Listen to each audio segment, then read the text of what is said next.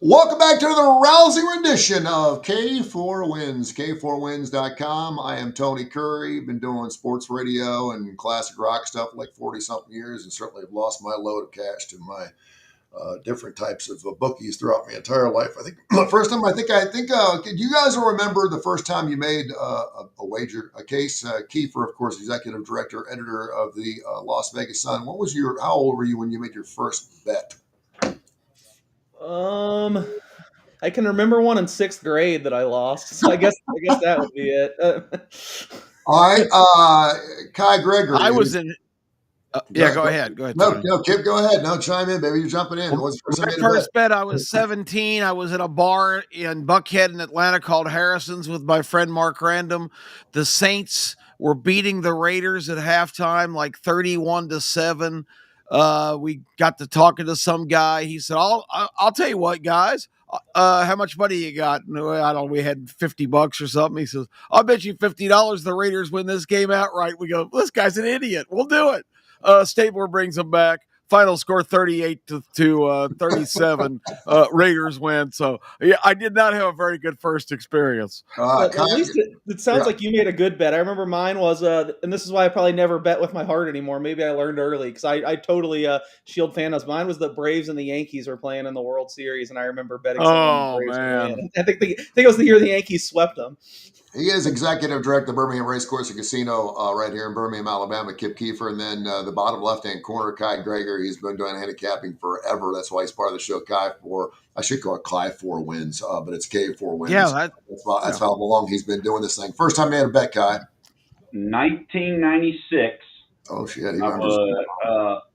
was a newcomer. no, I'm sorry.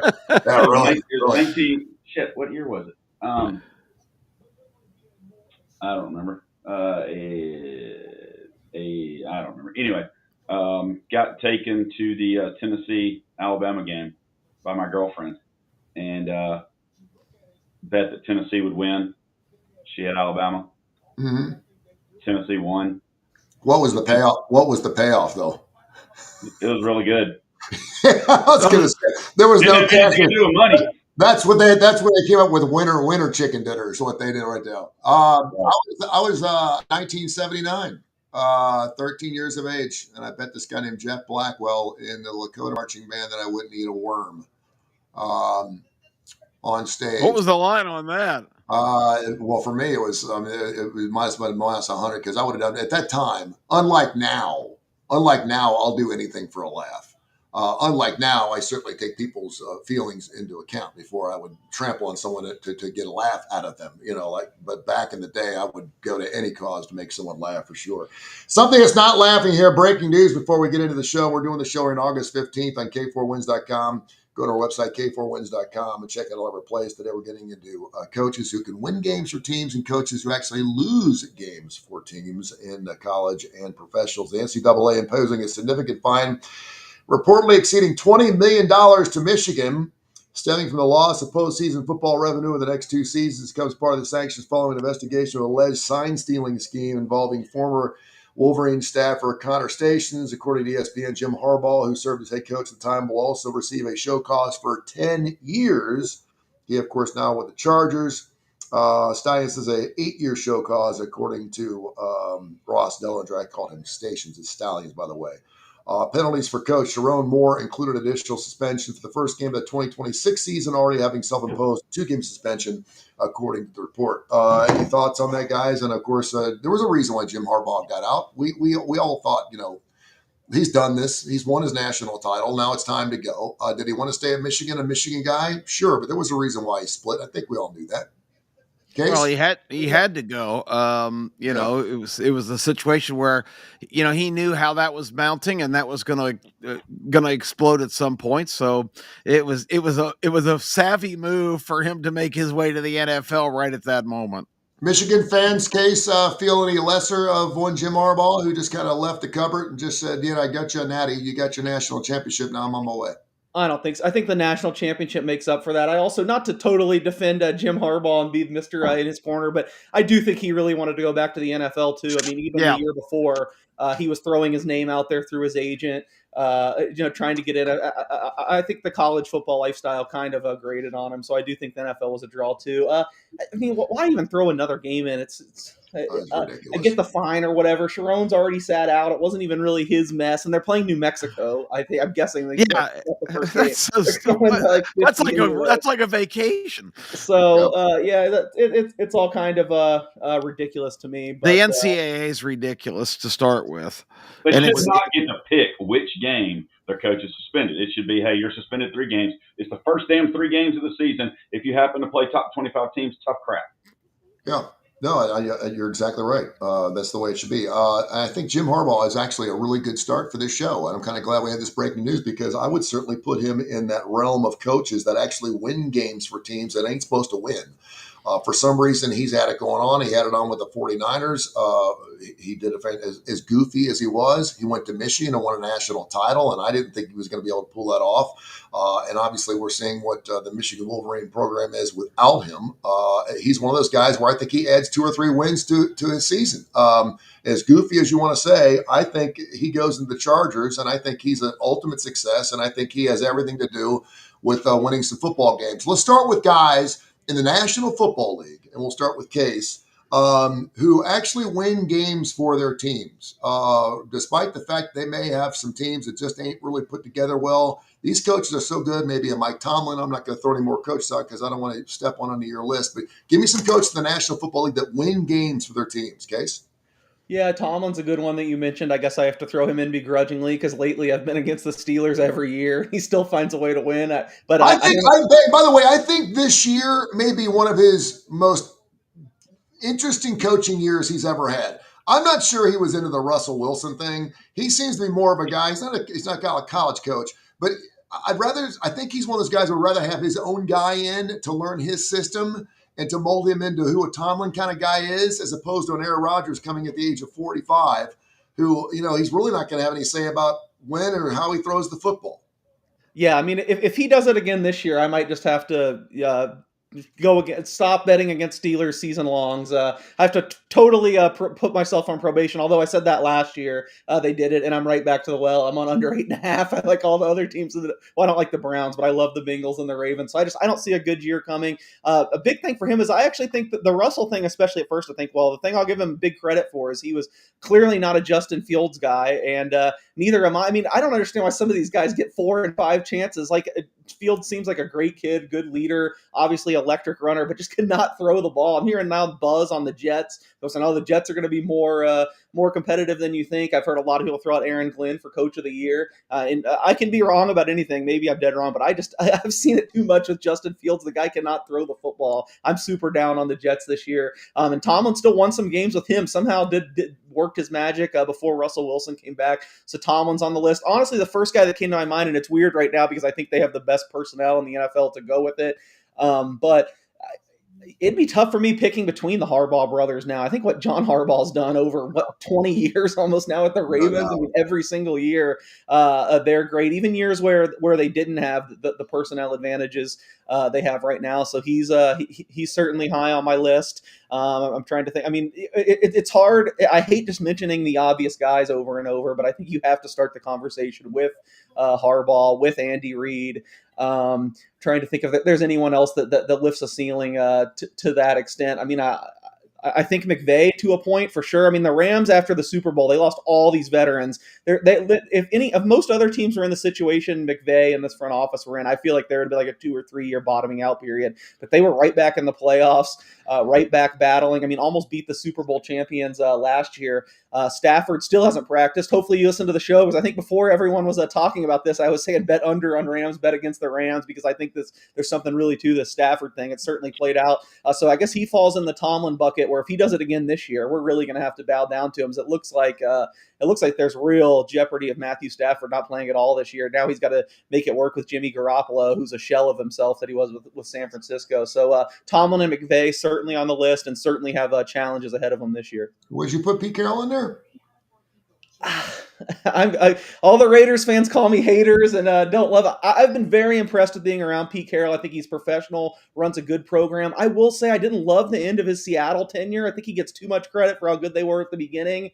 He kind of needs to prove it to me this year. I do think a situation like the Raiders, I think he's definitely going to make them better. But he's saying stuff like, I win 10 games in this league every year. That's just what I do. Well, if you really look at the numbers, he hasn't won 10 games in the league since I think the last 3 years in Seattle. They were like 1 game over. He run 10 games total the last 3 years. And nothing against him. He's a Hall of Famer. He's unbelievable, but he's 74 years old in September. He's going to be the oldest coach in NFL history. I just need to see it before I officially sign off on him still being that guy at this age. Damn, he looks good for 74. He's still a good-looking dude, man, for 74. I mean, still chewing that gum, still getting after it. Kip, give me some of your NFL coaches who actually win games for their teams. I don't know. Case hit most of the main ones. I don't think the list is that long. I'm interested to hear what Case says because he's been kind of back in the headlines. I always was a big John Gruden guy. Case was around that, and the fact that he's still out of football is kind of disturbing. I guess it comes down to lawsuits and pending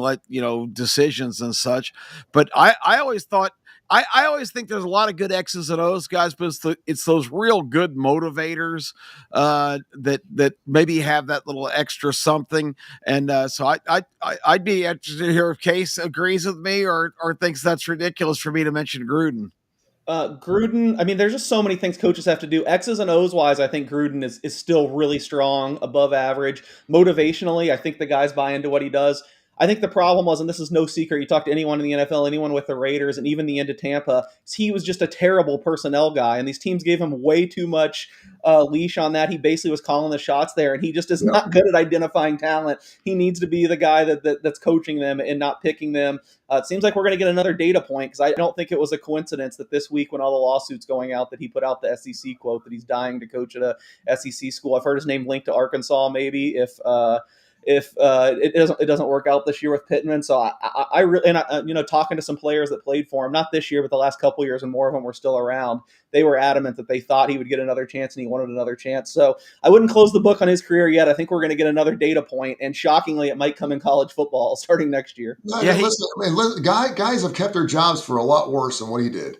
I'm just like, I don't know. Someone was out to get his ass. And I mean, listen, he went from just. His name was Roger Goodell. Yeah, he was he's a superstar. I mean, you're talking about a $20 million guy with ESPN, too. I mean, the guy was just, he had the look, and he just, I think the sport was better with him. He was fun to watch, and I hated to see him go, but hopefully he'll be back. Well, he actually, this just last 2 weeks has toured 4 different SEC campuses to kind of get this ball rolling. The Case was talking about. I've heard him linked if Billy Napier struggles again at Florida, there's a big bunch of the boosters in Gatorland that are really coveting John Gruden. So that's another school that you might want to keep an eye on. Cowboys, Bears, Patriots, Jags, Raiders, Jets, Saints all have new coaches this year, Kai. We can't really go with guys who are new coaches unless, of course, they've been in the league before. Some NFL coaches that actually win games for their teams. Who you got? Well, real quickly, I will add, as a Tennessee fan, every time we've had a coaching hire come about in the last 15 years, the very first name has been Gruden. Yes. And it's never happened. And I was one of the ones saying it's not happening, it's not happening. His wife was a cheerleader at Tennessee, yada, yada, yada. So that would tell me, although, he's Tampa Bay and some things down there being around Florida, if he was to go to Florida, he would probably become one of the most hated men in Tennessee lore after not being coaching in Tennessee and going to Florida. I have heard him in Arkansas. I just don't think he would live in the podunk town or state of Arkansas. Fayetteville.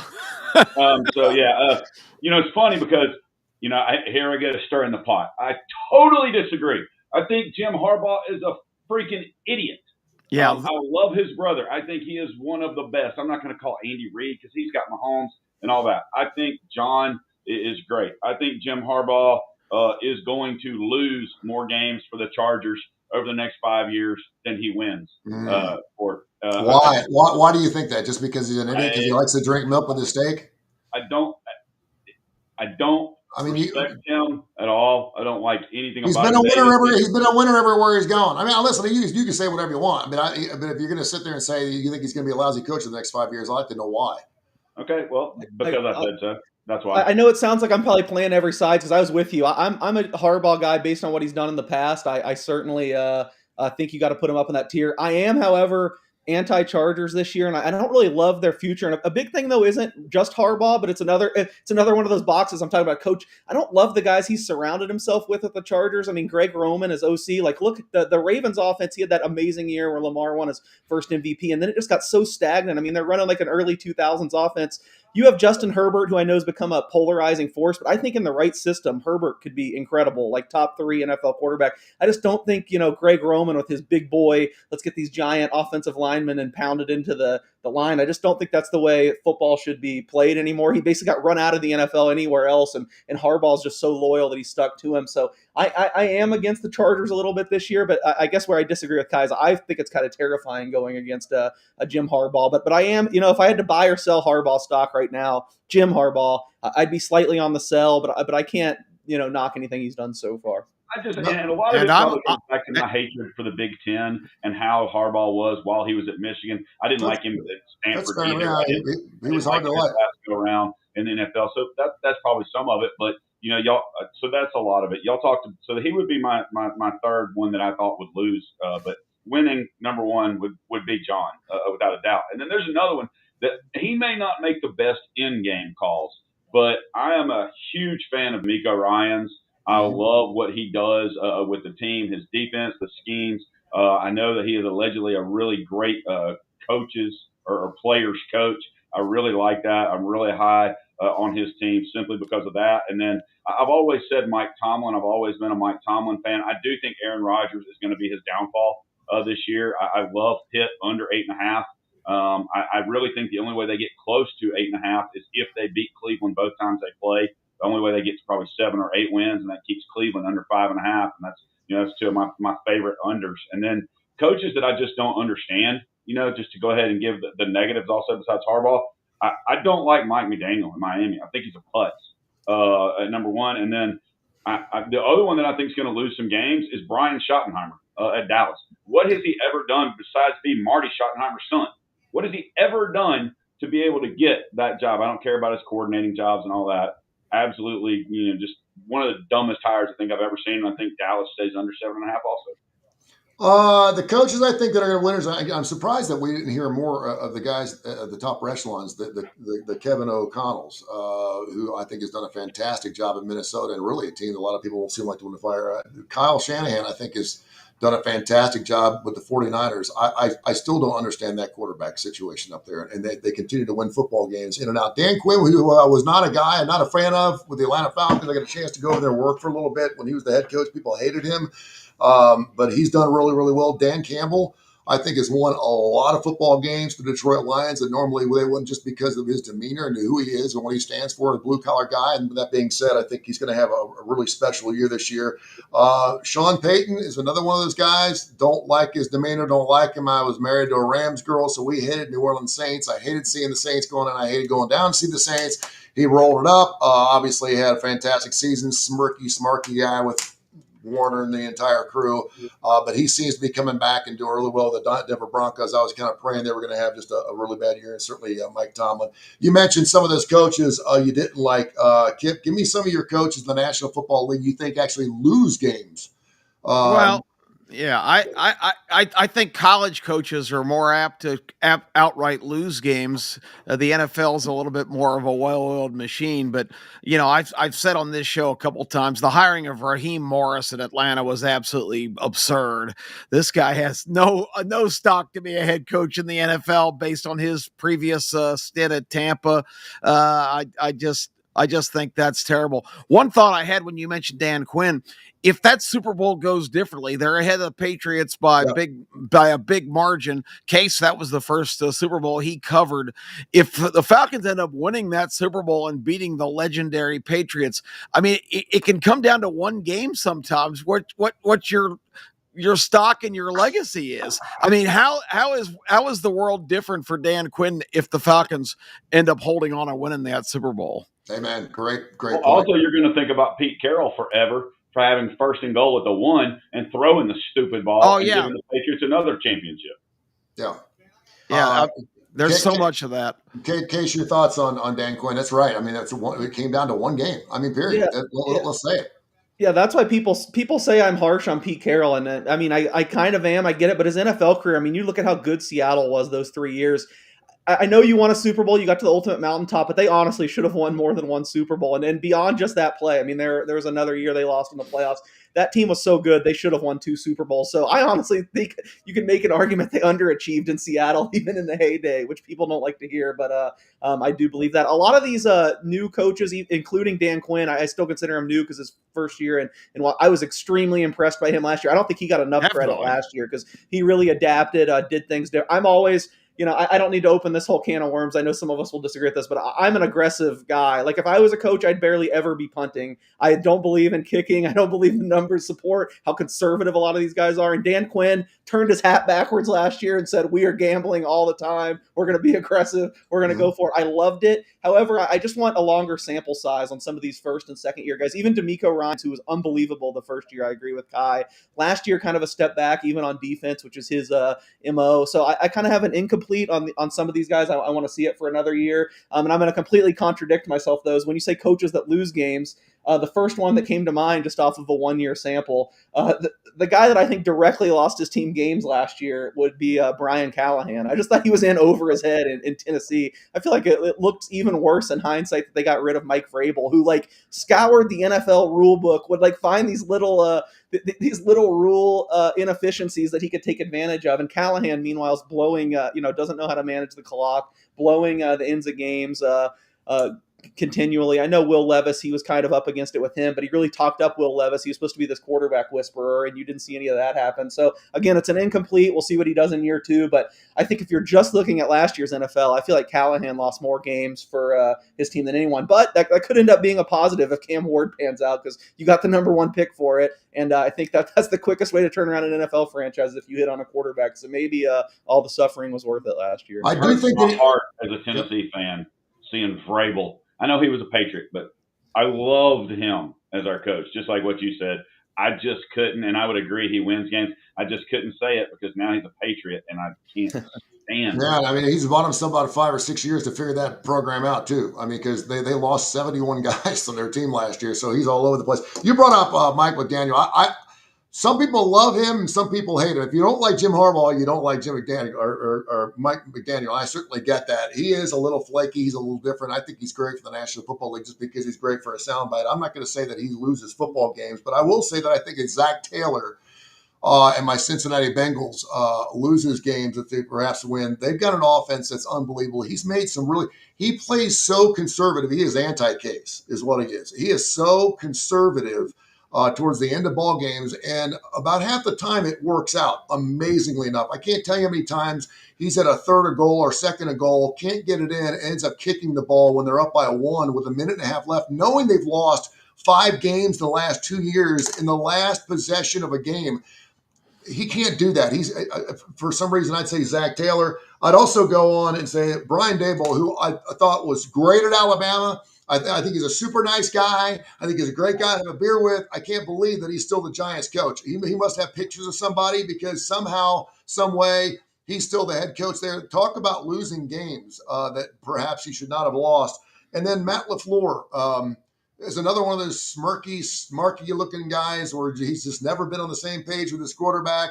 I know that he's done pretty well there. I know a lot of people think Green Bay is going to have a breakout year again this year, and he certainly is their head coach. Matt LaFleur is one of those guys. I think he's probably lost some games that perhaps he shouldn't have. Any other guys you guys want to throw out before we get to college? I think we've covered most of the coaches in the league here. I'm gonna Since we're on the topic, big time with Case in college. I'm ready for it, especially after Case's last comment. He is gonna hate my 3 coaches that I think lose games. All right, well let's start right there, Kyle. Let's start right there. Yeah, go ahead. Number 1, Lane Kiffin. Hold on, Case. Go ahead. Just for some actionable info, since we're talking about the NFL coaches, I was going to give my Coach of the Year portfolio right now. Oh, good. I don't think we discussed any of these guys basically, but I took Liam Cohen at 14-1. this is not really a handicap on him being a great coach. I just think the AFC South is terrible. I like the Jaguars to win it. If you win a division, you have a really good chance to win Coach of the Year. It'd be a huge turnaround. So he's my favorite one at 14-1. I Nice. did take some against my better judgment. As you could hear, I probably wasn't the highest on the guy. I did take some Pete Carroll at 18-1. It's another turnaround thing. I mean, if the Raiders go to the playoffs this year off of a 4-win season, everyone loves the guy. I feel like sentiment is going to be in his corner. And then finally, I don't know if this guy really fits the Coach of the Year parameters. Usually I'm looking at these turnaround type coaches, but I think Kip and I are going to be agreeing on this team because he said something positive about them a couple weeks ago, and I didn't chime in. But I'm really high on the Cardinals this year. Yeah. And I thought Jonathan Gannon, it's kind of gone over people's heads because they were so bad on paper the last 2 years. They've overachieved each of the last 2 years. If they do that again, overachieving this year would mean getting to the playoffs, challenging for the division. I think it's possible now with the Rams situation. And the 49ers, who are here in town for a joint practice with the Raiders, they're just a match unit right now. They got like 20 guys hurt already. So I think the door is open for the Cardinals as well. I took Jonathan Gannon at 20-1. So I went with Cohen, Carroll, and Gannon as my NFL coaches of the year. Yeah, and Gannon's a guy. I if you would have put me on the spot for $1 million and say who's the coach of the Arizona Cardinals, the off season, I wouldn't have come up with that. So, but yeah, I think that's an interesting pick because I am high on the Cardinals and even the Carolina Panthers to have turnaround seasons this year. All right, Kai, go for it, brother. College coaches you think are lousy and lose games to their teams? Lane Kiffin. Lane Kiffin. How many times last year did he not kick a field goal where if he'd just kicked the damn field goal, they could have won the game? I can think of a guy. I can't remember who it was last year. The Kentucky game was the worst example. He like 4 field goal attempts, and they lost the game by 2. I'm like, kick the damn field goal at the 26-yard line instead of going for it on 4th and 6. I feel like all the times he does those are all the plays that he wanted to call on Alabama and Nick Saban wouldn't let him do, and now he's getting it out of his system. But he's getting it all done over the course of a 2. I mean, the guy's won double-digit games 3 times with Ole Miss. That's pretty good, right? But you're right. Won more games, in my opinion. Yeah. Every year he's been there, he has screwed up and cost his team with some just moronic 4th down calls and going for a 4th down. I think there were 2 times last year inside his own 20 that he didn't even get it. I think one time he did. I don't care. If you go for it inside your own 20, you're an idiot.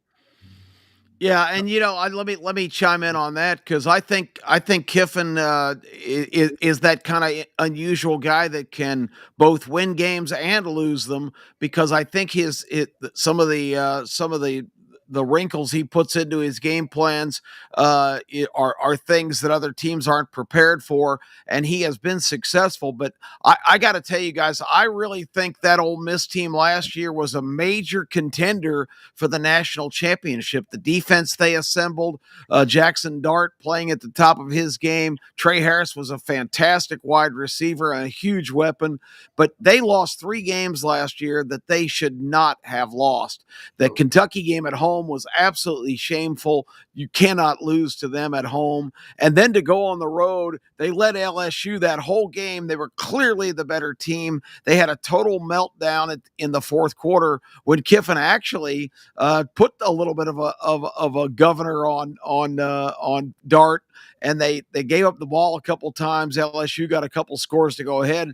And then Dart, as he later did in the Florida game, as promising a talent as Jackson Dart was, twice in the LSU game and in the Florida game, with the ball in the last minute with a chance to win or tie the games, Dart, instead of just taking what the defense was giving him, kept trying to throw deep and threw 2 game-ending picks in those games.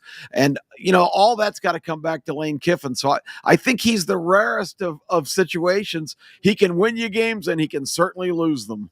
Kai, go ahead. I'm pretty in between on Kiffin, actually. I know Kai was saying that I'd probably be like defending his honor. I'm probably a little bit more on the positive side. I will say schematically, I like a lot of the calls that Kai didn't like, but there's a different. I mean, one thing is everyone, when they make these arguments, acts like field goal percentages are 100%. It's not just 3 points every time you send the field goal unit out. That is a huge misconception. But I do think there's a huge thing. I loved Kiffin early in Ole Miss when he was going for all these 4th downs, doing crazy things, and everyone was hating on him. There's a huge difference when you're an underdog and you have the worst team. You need to be going for every little edge you can, taking every little gamble. Like when people were hating on him for the aggressive calls at Alabama, like he's not dumb. He knew Alabama had the better players that year. He needs to turn this into a gamble to roll the dice a little bit.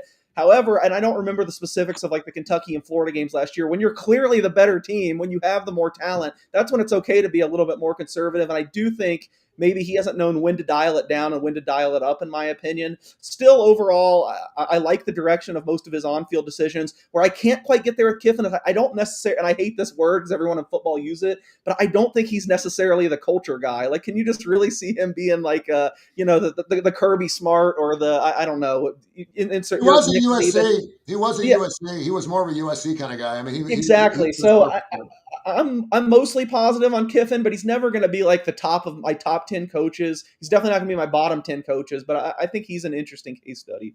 There's no He's doubt. more of a beach kind of guy. That's why when he left Tennessee to go to USC, Tennessee fans were all up in arms. I'm like, man, the guy's going home.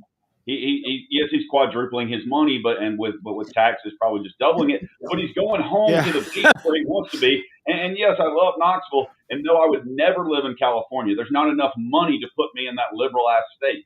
But I mean, you go out there to be at the beach and for that. So totally get why he would go. This one may shock some people. And for my Tennessee brethren that are watching, and I know I'm going SEC again, the next one's Josh Heupel. He does not make adjustments at halftime. He has had leads in the first half. He's done great things at the half. And I can count 10 games probably in the last 2 years where if he had just made an adjustment at halftime, Tennessee either would have won much larger or they would have had a chance to win. They do not make offensive adjustments. He has since he came to Tennessee, the scoring is going down. It's not just because Hendon Hooker isn't there or any of the other things. It's because he has not made the adjustments, in my opinion, in his game. It has always been a run-first offense, and people that don't know Heupel or haven't seen it don't know that it's a run-first offense. It's going to be a run-first offense this year with Deshaun Bishop and Peyton Lewis in the backfield. But Josh Heupel loses games because he does not make adjustments at halftime. Anybody else, Kai, before we move on? Yeah, Hugh Freeze. That's why I was asking. I was waiting for it. I was like, where are you at, man? But it's important to note it's not Hugh Freeze's fault that he's on that list. No. Well, but I loved for Lane Kiffin. He is great for to talk and all these different things. His social media yesterday that when Hugh came out and said they had 3 coaches calling the offense, Lane tweeted, he goes, he's doing first down, he's doing second down, he's doing third down. Who's the 4th coach calling 4th down? It was beautiful. Yeah, Lane Kiffin gets points for his social media presence for sure. He's hilarious. That's for sure. Yeah, no I love the one this year. The day the news broke that Carson Beck signed for $4 million with Miami, Kiffin was on a podcast and told that information. He says, "Did anybody see his game against us?" He says, and they're giving him $4 million. That's unbelievable. No, he's great. I mean, he's super good on, and he's certainly taking some shots at his old bosses too. Case, give me some coaches that are losing in college football that shouldn't. Ooh, losing that shouldn't. That's a tough one. So I was enjoying listening to you guys so much. I didn't have. We go on the horn. Kip, we'll start with you. We'll go to Kip first, and you can certainly comment on what we got. Kip, well, my first name probably is going to be associated with my hatred of this university, but I think Ryan Day is a subpar coach. I don't think Ryan Day's getting all these accolades. I think he had Knowles and he had Chip Kelly. I think if you look at the Michigan game last year and how they played, I think that was a blueprint of Ryan Day's previous couple of years at Ohio State. Case made a good point before about having the better team. They always have the better team. People talk about he's 80-11 or whatever his record is, but that's against 3 absolute cupcakes every single year. If he's been there 7 or 8 years, that's 20 of his wins. And as my partner on radio, Terry Quillian, points out, half the games in the Big Ten, although they're conference games, are cupcake games. In really big spots, I think he's had the best team sometimes and not won. And I think the coordinators last year kind of put him over the top. I just don't think Ryan Day, from a personality standpoint or an approach, is an elite coach. But so you do understand that bringing on great coordinators, Nick Saban, that's part of being a great coach. Yeah, and when Saban started to have less than gigantic seasons in the last couple years, it's because, in my opinion, he settled for some coordinators that he should never have had employed.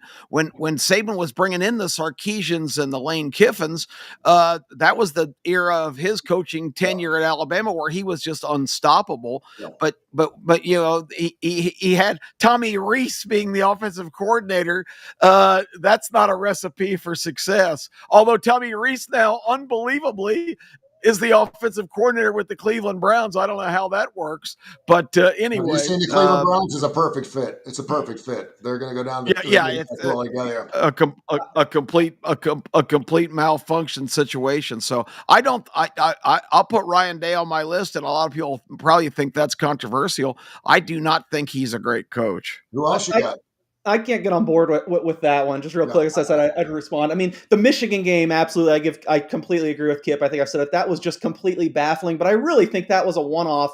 Kip will probably remember, like when I was in high school, my freshman year, we were like a 1-2 playoff game, and our coaches implemented this ridiculous system where like we're they're like our rival. We're just gonna pound the ball and beat them. That's what Ryan Day got in his head, that he wanted to like show how strong they were. And I've never seen that any other time in his tenure. You look at the other games he lost.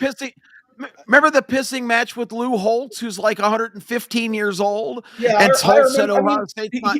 He's emotional. I can understand, but if you look at their other losses, I mean, they lose like 43-42, 31-30. Yeah, that was the Georgia score. I feel like that was kind of a one-off. I think Day's done a pretty good job there, but I do think he's up against it this year without those coordinators. And not to get too off topic, but just all the reports from camp are that the Kierholz or whatever the kid's name is playing better than Sayin. I don't think he's going to start, but there's been like reliable reporting that he's probably going to get some series in this this game against Texas, which the market clearly didn't like. Once we started hearing that, some more money came in on Texas. So there's a lot of flags this year. They do have probably the two best players in the nation, and Jeremiah Smith and Caleb Downs. So it's nice to be able to start with that. But this will be a big year for Jason Day. I might have to revisit this in a year. Ryan's Alabama's defense stayed there. Yeah, lost on my mind, Jason Day. Sorry. and Ryan's certainly one of those guys. He's hard to like. Just the beard's enough to turn me off. And obviously, I'm not an Ohio State kid. My brother and sister went to school there, so I have to hear about it every single year. And good for him. And yeah, to lose to Michigan 4 times in a row and still win a national championship is something to be said. Who else you got, Kip? You got any other coaches you want to throw out there? I mean, you guys know how much my grand affection for this guy is, but I am so sick. And maybe this is going to be the last year we have to endure Mark Stoops.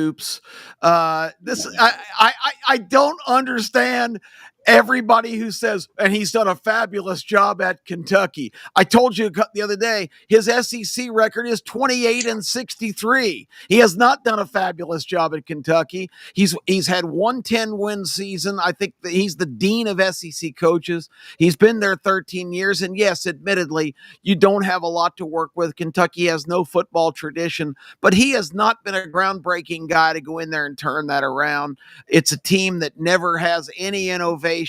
They occasionally get a couple of good pieces, but I'm so done with Mark Stoops. I think people think it's Bob Stoops and they get confused, but a guy that's got a winning percentage of about 25% in a conference over a long period of time, I just think he's a dumpster fire. No, he's living off that 2021 season. You're right, when they won 10 games. He's a 7-win coach, and at Kentucky, that's enough. You've got Kentucky basketball, and that's what they care about. Having lived there, that's all they care about is Kentucky basketball. As long as Kentucky basketball ain't losing 10 games a season, they don't give a shit about their football team. If they're winning 7 games, hallelujah, that's great. And he does that 7-6, 7-6, 7-6, 8-5, 7-6, 7-6, 5-7, 5-7. I mean, that's what he does. He's the Tommy Tuberville of Kentucky, minus about 2 or 3 different games. I'm going to throw out a couple. Luke Fickell, obviously, is right there at the top. That should be a really interesting ball game at Wisconsin. I've got to go, and my son's like, "You're not going to say Trent Dilfer, are you?" Oh, hell yeah, I'm going to say Trent Dilfer. First of all, Trent was supposed to be on our TV show, the starting lineup, and was too busy to do our show. So we got Mark Ingram, who's the UAB athletic director. He wasn't too busy. The AD wasn't too busy to come join the show. And he's a great guest. He is really knowledgeable. Yeah, and he'll join us on the show tomorrow morning from 10:30, 11 o'clock on ABC 3340, and also on our YouTube channel. Trent will tell you right now that he went by the book. I mean, he's got the actual book his first 2 years at UAB. And for some reason, I don't know why, he's like, wait a minute, it says I should be going for it 4th and 13 from my own 35, and he'd do it. And I'm like, Yeah, who wrote that book? Yeah, that's a coach that's not obviously, that's a coach that doesn't know his players and doesn't know his talent level. And obviously, with a guy with a name like Kitna, should have a big quarterback. That program, Zeno obviously was not the quarterback we all thought. He got banged up the entire season. Anyway, this is 3rd season. That being said, I do think he's got a chance to turn it around. If he gets 6 games this year and goes to a bowl game, he has solidified himself in UAB football lore as a guy who got him to a bowl game, which is going to be good. They've only had 2 losing seasons since 2017, and both those, by the way, are Trent Dilfer. So I don't know. It may just because, he's a high school coach. He just came from high school. So I'm not one to, I don't want to shit on the guy. And I do think he's going to be Tony, we looked at, and you said about winning the 6 games. We looked at his schedule this week, and they've got Army and Navy, they've got Tennessee, they've got Memphis. They play South Florida, who's going to be a pretty good team. I don't see 6 wins on that schedule. No, well, they got Alabama State right off the top. They're going to go game by game. Yeah, that'll be a winner. They got to look at this season like an alcoholic, one day at a time, because they cannot afford to look ahead. I think it's going to come down to the monumental showdown with Rice of whether or not they have a chance to win 6 games. Since I'm talking about some of my Cincinnati brethren, Scotty Satterfield, I think, has done a lousy job with the Bearcats. It's a program that was undefeated several years ago. They have totally fallen off the face of the earth. Cincinnati's there. Sam Pittman, I think, is great for Arkansas because I think he's a perfect fit. He looks like he lives in Arkansas. He looks like he still doesn't have cable or running water. I think he's a perfect fit for Arkansas. And I know everyone loves Sam because he's Sam, doesn't shave, looks like a child molester, but he's got to go. He's not a good football coach. Hugh Freeze, certainly that guy. I'm rooting for Hugh Freeze to do well at Auburn. All you got to do is win 7 games, and I think that's going to be enough for the brethren of Auburn, which is pathetic. It's pathetic that the Auburn Tiger fan nation just wants to get to a bowl game this year. That's really pathetic. 3 games. He's still rolling off the fact that he beat Nick Saban in back-to-back seasons. And I'm going to go with Lincoln Riley at USC. Lincoln Riley, USC reminds me of this really smoking hot chick that dudes just get tired of. For some reason, Sarkisian didn't work there. Kiffin didn't work there. They've been through so many decent coaches, and for some reason, no one can ever show their wares at USC. I don't know if Lincoln Riley is a good coach. I don't know if he's going to be a good coach if he goes anywhere else, but for some reason, sometimes you have to look at the common denominator, and it's the chick. Everyone's like, dude, why are you breaking up with her? She's smoking hot. Look at her. It's the old saying where you see the naked chick walking down the beach. She's beautiful, and it says at the bottom somewhere some guy's tired of putting up with her shit. That reminds me of what USC is right now. I think USC, maybe that program that quite frankly just doesn't give them the resources. Maybe it's because you're in a bigger market. But for whatever reason, USC will never be the USC that it was under Pete Carroll. But several of the coaches that I think actually lose games for some of their teams. Anything else you want to add before we get into some coaches? Go ahead, Case. We missed the headliner, and you guys all had some good answers. I agree with you. But there's one coach that in the last 3 years has cost his team more games. Decision-making on the field, worst in the nation, hands down. And I know people are sick of talking about this. Their fans say this is a lazy take, but it's so true. It's Mario Cristobal. I mean, he cost them 2 games last year. He has no idea what he's doing with his timeouts, no idea strategically. He gets unbelievable rosters year after year. I mean, not to open this whole can of worms again to argue about it, but I think on paper, I think Miami's by far the most talented team in the ACC. If you're just looking at what players they have, the talent index, it's Miami, and then it's everyone else. But it's just so hard to trust this guy. I mean, he cost them 2 games last year. That field goal at the end of the Syracuse game was just horrendous. If they win that, they're still going to the playoffs. So I think Cristobal's got to be number 1. Very good. Well, yeah, they didn't run the clock out. Is it 2 years ago or 3? 2 years ago. Yeah, the Georgia Tech game. Yeah. And last year they got clobbered by Tech in Atlanta for no reason. Tony, we had JK, aka Bama Hater, on the television show recently. He's a controversial caller on the Fine Bone Net, but he's a huge Miami fan. He absolutely despises his head coach, Mario Cristobal. He does. That should tell you a lot about he's been following the program since 1992 and still loves Jay Barker for it, which is quite amazing. Let's get to some coaches that are winners that win games perhaps for their teams. Maybe this is going to be a little more important than it is in the National Football League where everyone's getting paid, but now they're getting paid in college ball too. So, yeah, Kip, I'm going to start with you. Give me some coaches in college football that win games for their teams. Well, I mean, the obvious one, and Kai might get sick to his stomach when I say it, is Kirby Smart, because I just think you talked about a culture guy. Kirby Smart is the University of Georgia. This is a guy who shows up when the baseball coach is unavailable and walks recruits for baseball around campus. This guy's at every basketball game. He just identifies so much with that university, going back there and really willing that team to win a couple of national championships after doing an unbelievable job of building rosters. But as we can see with a lot of other guys, you can get elite talent, but I think if you don't put Kirby on the list of coaches that can make a difference in winning and losing games. Now, I thought probably the low point of his Georgia career was the Notre Dame game last year in the Sugar Bowl, where Georgia had the better team. They were dominant on both fronts, and I thought the coaching plan was really bad there. They tried to make Gunnar Stockton be Carson Beck instead of they had 4.5 weeks and didn't put anything in. So I think Kirby, for the first time in his Georgia tenure, is kind of under the microscope a little bit this year to see how he bounces back, because I thought that team last year was good enough to go a lot further than the opening game against Notre Dame. But they could have won an ugly kind of defensive game, 13-10. They gave Notre Dame 2 touchdowns in a 41-second span on a ridiculous decision to try to throw from deep in their territory late in the first half, which resulted in a blindside sack. And then, of course, the kickoff return to start the second half. So I just think Kirby's a guy that's got to be on that list right off the bat. And I definitely think he is a coach that manufactures victory. So I'll start with him and listen to what you guys got. Kyle, you got some coaches that win games for their teams.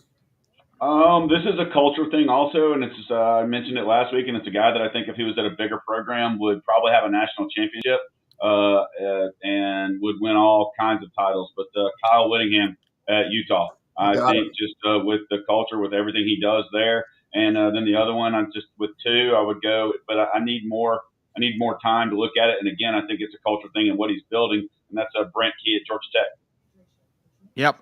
Yep, a lot of people are on him too. Yeah, absolutely. And Kip, a little surprised that you didn't come with Jeff Brom as one of your top 3 coaches. Well, yeah. But he does. He won games at Purdue, and nobody else has in recent years done that. Case declared them the worst team in the power conferences last year, and I think that was a slam dunk.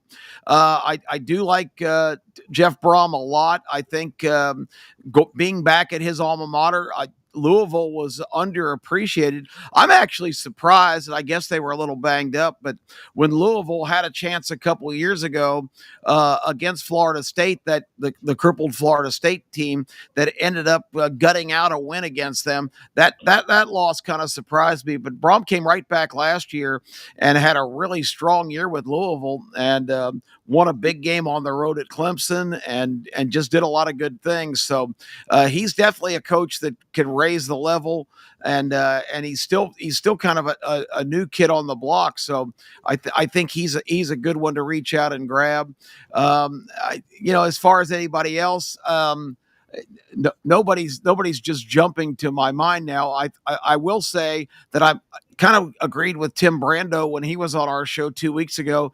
He mentioned Matt Campbell at Iowa State, and he said something that kind of resonated with me, because I kind of went, yeah, well, he's right. When he said Campbell gets more out of less than any coach in the country, and I know Case might have some thoughts on that, but I keep thinking back, they played an Iowa team that looked better than them on paper last year and found a way to beat them. So maybe the Campbell assertion is a good one.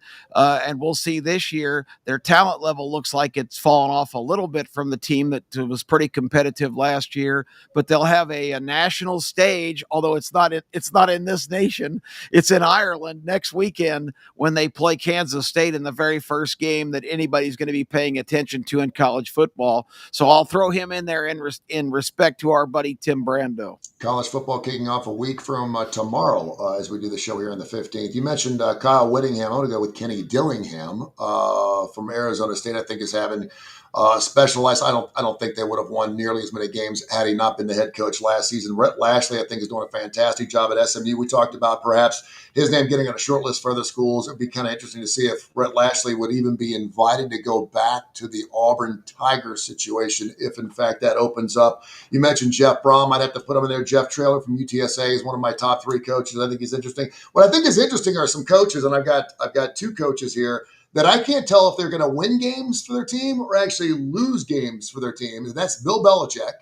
I could certainly see, just based on having Bill Belichick in your locker room, that's going to bring some players in, much like Deion Sanders did with Colorado. Don't tell me that Colorado didn't win more games because Deion Sanders wasn't in the locker room. And then James Franklin, who we all want to poo-poo on. We all want to say is lousy, can't win the big ball game, but consistent-wise, he's always just one game off at Penn State. He brings a winning attitude. He's won everywhere he's gone. I know he hasn't won the big game. This could be the season that perhaps he knocks off Michigan or Ohio State, ends up winning a national championship Penn State the first time since Joe Pa did it. But some of those coaches that, quite frankly, I can't tell if they're going to win or they'll lose. Case, what's your thoughts? Oh man, so many thoughts on this topic. Where to begin?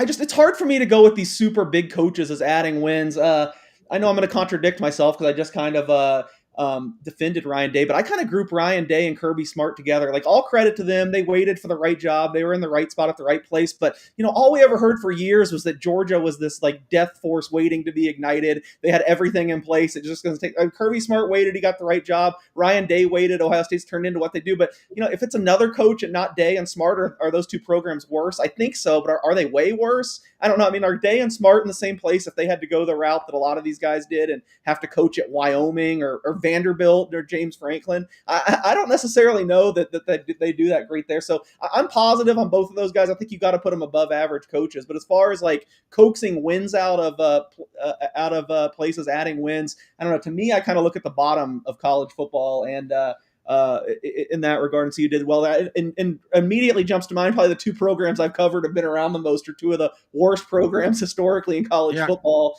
Kansas and UNLV. Cleveland and Leopold, yeah. Stock's kind of down on Leopold now. Like, did you forget, like, this team almost went 10 years without winning a conference game. He had them, like, nationally relevant 9-3, I think, one year. Jalen Daniels getting Heisman buzz. I think Leipold is incredible. He would be up there. And I think what Odom did at UNLV, I mean, UNLV hadn't won a bowl game in 25 years. They hadn't had back-to-back winning seasons since 1980. He came in and they won 19 games in 2 years. They're like one of the best group of 5 programs in the nation. I also think he did a really good job at Missouri the year he kind of developed them. They had that one really good year. They crashed back down to earth the next year, but that's just having unrealistic expectations for a program that's in the SEC, is going to be in the lower end of resources. You got to have those ebbs and flows. So I actually think really highly of Odom. I'm still kind of baffled that he took the Purdue jobs. I think it's going to be so difficult there, but if anyone can do it, maybe it's him. I'm just trying to think of some of these other lower tier jobs. I think maybe we've talked about Tulane a few times on the show, which I'm not high on Tulane this year, at least compared to other people. It sounds like I'm a Tim Brando hater based on everything you guys say he brings up. I kind of disagree with. I'm not, though. I respect him, but I think Tulane was like one of the worst programs in the nation until Willie Fritz took over. They beat USC in the Orange Bowl or whatever that was. They won the AAC. Yeah. I think Houston is on the up too. I think they're going to be a force in the Big 12, if not this year, then the next 2 or 3 years. So I think Willie Fritz is a guy that comes to mind. So when I'm looking at coaches that add wins, I start digging from the bottom. I like to look at these programs that were terrible and had someone kind of pull them up. Smart and Day and those guys, they get their just due, but we can't ignore the fact that they stepped into the ultimate perfect situations where the majority of the coaching people in the nation do not.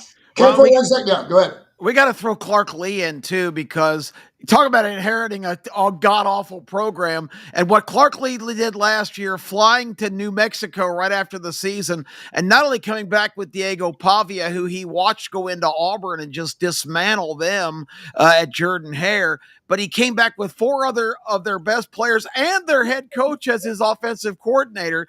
That's the kind of out of the box thinking. So I think Clark Lee has to get a major check mark as a guy who is winning games at a program that is really not capable of doing it, unless you got somebody who is willing to kind of turn the page and think a little innovatively. Because Clark Lee will tell you himself, after his first 2 years there, he realized what a bad situation he had gotten himself in. So I got to give Clark Lee some honorable mention, because what he accomplished last year at Vanderbilt was something that I didn't think I'd see in my lifetime. No, amen to that. K4Wins.com, K4Wins.com. Check out our site. We're hitting about 68%. Jays, Tigers, Astros, Phillies, Milwaukee, 12 in a row. Good night.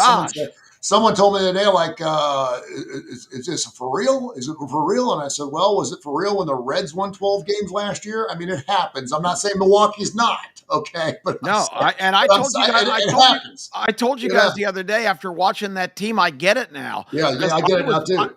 I was befuddled. Yes. I said, how is this team with this lineup winning all these games? I mean, they absolutely, more than any major league team I've seen in the last 8 or 10 years, they play the game the right way.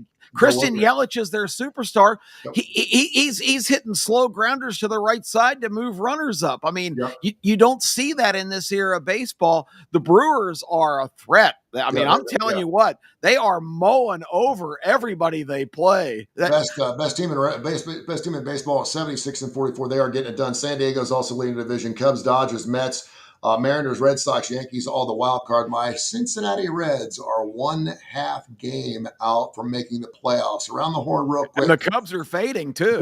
They've had the worst record since the All-Star break. Terry Francona, does he get the Cincinnati Reds the playoffs case? Yes or no? Just go around the horn real quick. Oh man, that's really putting me on the spot. I'm gonna say yes with how bad some of these other teams look right now. It's close, but the Reds are on the ascent, so I'll say yes for you. Kip, yes or no? Reds in? I think they're going to get in. And the Mets, I've just watched that series. What a mess they are. They lost to the Braves, for God's sakes. 2 out of 3. They had a 6-0 lead night before. Let's go 9 runs in the 4th inning. Their best pitcher walked 5 guys, Peterson. They have no pitching. What is with the New York franchises who have all these multi-million-dollar offensive juggernaut players, and they don't have anybody on those staffs that can pitch? It's just unbelievable. They've had 10 games where they've led by 3 or more runs since the All-Star break and lost. 10 games. That's almost impossible. Like 3 runs is a pretty good chunk of change in Major League Baseball. You talk about a top-heavy lineup. Once you get past the number 4 hitter, the 5 through 9 aspect of the Mets lineup is absolutely laughable. Yeah, so the Soto train is not looking real good right now. What a mess. Kai, tell us our record in Major League Baseball then. Let's go around the horn and give me some Major League Baseball news that you always give us. Oh, I know. I hate that we're out of time because we're 8-3 the last 3 days on K4 with on baseball, and that's what's going on right now. We're hot, and this is an incredible weekend coming up with baseball. Some great matchups. We were 0-1 yesterday. We had Detroit on the run line. They won the game, but only won 4-3. And we are 683, 351, and 4 year to date. You've got some great series prices this weekend, including Milwaukee is minus 55 versus your Cincinnati Reds, and they are today, and minus 30 on the series, and they haven't even announced the pitcher for today. So that's going to go a long way to see what happens with Cincinnati if Milwaukee's going to stay hot. Minus 30 today, minus 55 for the series. Then you got the Cardinals getting plus 20 against the Yankees. The pitching matchups. Cards lost back-to-back to Rockies, right? Didn't the Cards lose back-to-back nights to Rockies? They did. They're plus 20 against the Yankees at home with some pretty good pitching matchups. And the Angels in Oakland. Oakland's minus 30 with the Angels, but all the pitching matchups favor the Angels going in. All right, get on it, K4Wins.com, K4Wins.com. I wanted to mention, too, we had 7 different changes in the National Football League head coaches. Can you guys tell me how many new head coaches we have in D1 college football this year? Case, give me a number. How many new head coaches in 2025? 21. Kai. I have no clue. Kip.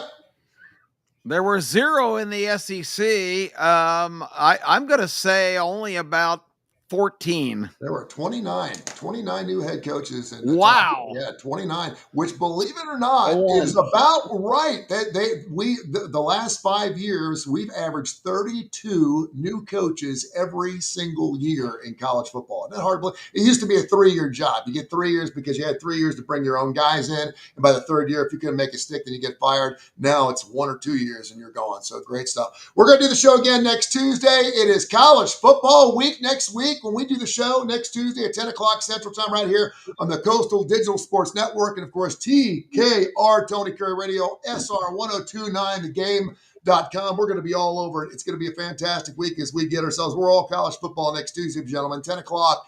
We'll be ready to go. We thank you. Appreciate you on all you do. Thank you. K4Wins.com. Thanks, guys.